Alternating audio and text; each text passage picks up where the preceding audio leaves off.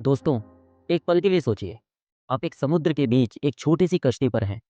आस-पास हर तरफ अंधेरा है, तूफान ज़ोर-ज़ोर से आ रहा है और आपको समझ नहीं आ रहा कि आगे का रास्ता क्या है। अचानक आपको एक लाइट हाउस दिखाई देता है, एक रोशनी जो आपको रास्ता दिखाती है, जो बताती है कि किस दिशा में जाना है। दोस्तों, हमारा भारत का संविधान भी एक ऐसे ही लाइट हाउस की तरह है। ये हमें बताता है कि हमें एक देश के रूप में कैसे चलना है, हमें किस दिशा में बढ़ना है।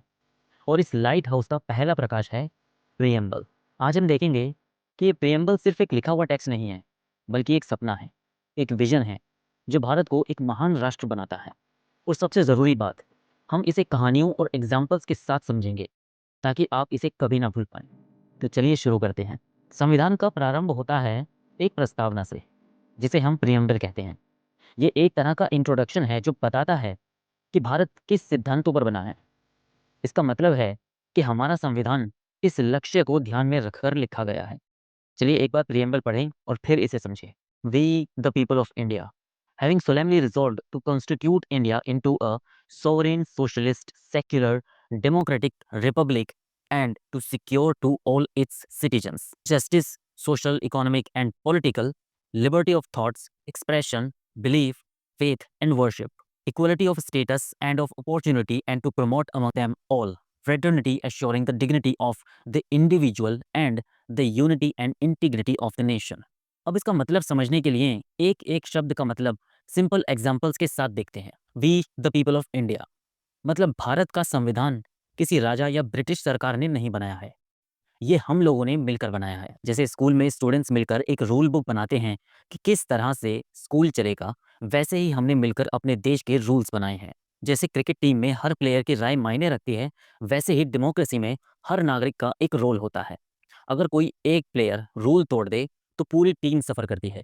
इसी तरह अगर हम अपने फंडामेंटल ड्यूटीज़ नहीं निभाएंगे तो देश को नुकसान होगा। सोवरेन यानी स्वतंत्रता, भारत किसी भी बाहरी देश के कंट्रोल में नहीं है। जैसे एक इंडिपेंडेंट स्टूडेंट अपनी मर्जी से सब्जेक्ट्स चूज करता है, वैसे ही भारत अपनी पॉलिसीज खुद बनाता है बिना किसी दूसरे देश के दबाव के। सोचिए अगर आपके घर का डिसीजन कोई और लेने लगे बिना आपसे पूछे, आपको कैसा लगेगा?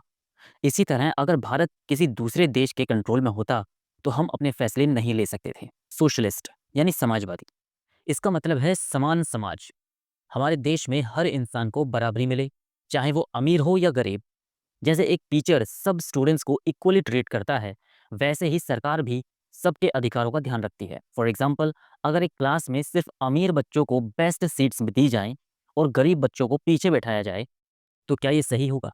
समाजवाद का मतलब है सबको बराबर मौका मिले। सेक्युलर यानी धर्मनिरपेक्ष, भारत का मतलब है हर धर्म का सम्मान करना। गवर्नमेंट किसी भी धर्म को प्रमोट नहीं करती और सबको इक्वली ट्रीट करती है। जैसे एक प्लेग्राउंड जिसमें सबको खेलने की आज़ादी हो, वैसे ही भारत में सबको अपने धर्म को मानने की पूरी आज़ादी है। जैसे एक मेला होता है जिसमें हिंदू, मुस्लिम, सिख, क्रिश्चियन सब मिलकर मज़े करते हैं, वैसे ही भारत में सब धर्मों का सम्मान होता है। डेमोक्रेटिक यानी लोकतांत्रिक, यहाँ सरकार लोग चुनते हैं। जैसे घर में हम फैमिली मीटिंग करके डिसाइड करते हैं कि कहाँ घूमने जाना है, वैसे ही भारत में लोग वोट करके अपनी सरकार चुनते हैं। जैसे एक स्कूल में स्टूडेंट काउंसिल इलेक्शंस होते हैं, वैसे ही देश में भी इलेक्शंस होते हैं। रिपब्लिक यानी गणतांत्रिक, यहाँ कोई राजा महाराजा सिस्टम नहीं है। जो भी प्रेसिडेंट या पीएम बनता है वो इलेक्शन के जरिए आता है, ना कि वंशवाद के जरिए। जैसे अगर कोई स्कूल का हेड बॉय हमेशा प्रिंसिपल का बेटा ही बन जाए बिना इलेक्शन के, तो क्या ये सही होगा? जस्टिस, लिबर्टी, इक्वलिटी, फ्रेटर्निटी, ये चार शब्द भारत की असली पहचान है। जस्टिस न्याय, सबके साथ न्याय हो बिना किसी भेदभाव के। लिबर्टी स्वतंत्रता, हर किसी को सोचने, बोलने और जीने की आज़ादी हो। इक्वलिटी यानी समानता, सबके साथ एक जैसा व्यवहार हो। फ्रेटर्निटी यानी भाईचारा, देश में एकता बनी रहे। फॉर एग्जाम्पल, अगर एक क्लासरूम में सब स्टूडेंट्स को बराबर मौका मिले, सब एक दूसरे का सम्मान करें और सबको न्याय मिले, तो एक परफेक्ट एनवायरनमेंट बनता है। वैसे ही भारत में भी यही होना चाहिए। दोस्तों, प्रेम्बल सिर्फ एक लिखा हुआ टेक्स्ट नहीं है, ये एक सपना है जो हम सबको मिलकर पूरा करना है। अगर हम सच में चाहते हैं कि भारत एक बेहतर देश बने, तो हमें इन वैल्यूज़ को फॉलो करना होगा।